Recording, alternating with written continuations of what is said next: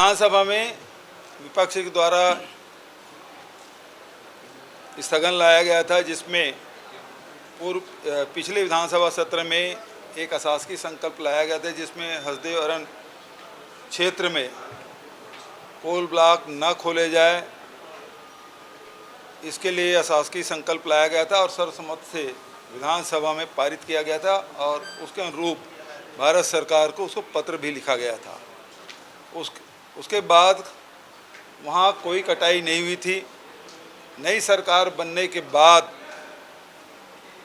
अंधाधुंध पेड़ों की कटाई हो रही है, नए खदान खोले जा रहे हैं। इस मामले में विपक्ष द्वारा स्थगन लाया गया, लेकिन ये सरकार बिल्कुल सुन नहीं रही है। लगातार जंगल काटे जा रहे हैं।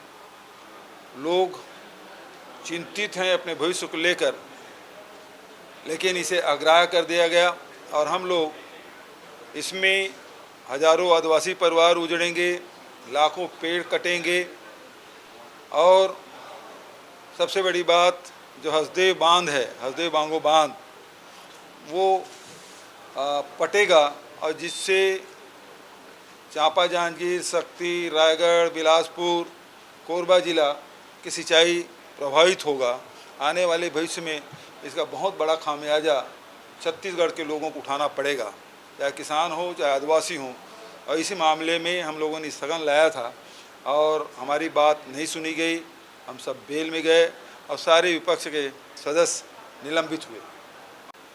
राहुल जी के आने से निश्चित रूप से ज़बरदस्त प्रभाव पड़ेगा। हम सब बेसब्री से इंतज़ार कर रहे हैं।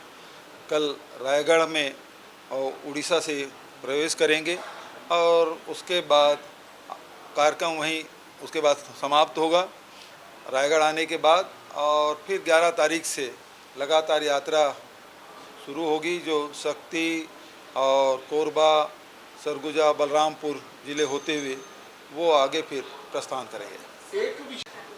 उसके पहले भी जो सरकार थी, टेंडर प्रक्रिया पूरे देश में जितनी सरकारें हैं, वो चाहे विमान के हो चाहे हेलीकॉप्टर हो, किराए से लेती रही है।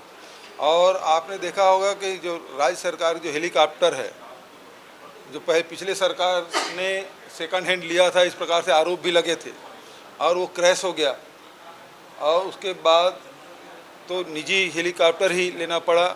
विमान भी पुराना हो गया, लगातार ग्राउंडेड रहा, रिपेयरिंग भी लगे और उसमें किराया जो लिया गया है वो विधि सम्मत है, टेंडर किया गया है। और उसमें कोई गड़बड़ी हो तो बताएं,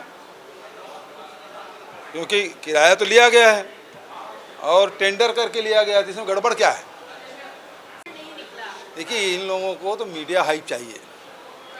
पिछली सरकार में हम लोगों ने उसके जहाँ कमी पाई गई, जितने दुकान है उसे चिन्हित किया गया, उसको नोटिस दिया गया, FIR भी हुए और रिकवरी भी हुए। तो सारी कार्रवाइयाँ पिछली सरकार के द्वारा किया गया। केंद्र सरकार ने आके जांच भी की, उसके अधिकारी आए थे और उस जांच से वो संतुष्ट पाए। यदि असंतुष्ट होते कार्रवाई से तो उसी समय कार्रवाई कर दिए होते। उसमें कार्रवाई कुछ नहीं हुई। अब कल विधानसभा में उन्होंने कहा विधानसभा से जांच कराए, आप किसी से जांच करा लें, क्या फ़र्क पड़ता है। पिछली सरकार ने उसमें कार्रवाई की, FIR भी दर्ज किए गए दर्जनों और रिकवरी भी की गई। तो दोनों कार्रवाइयाँ हुई हैं।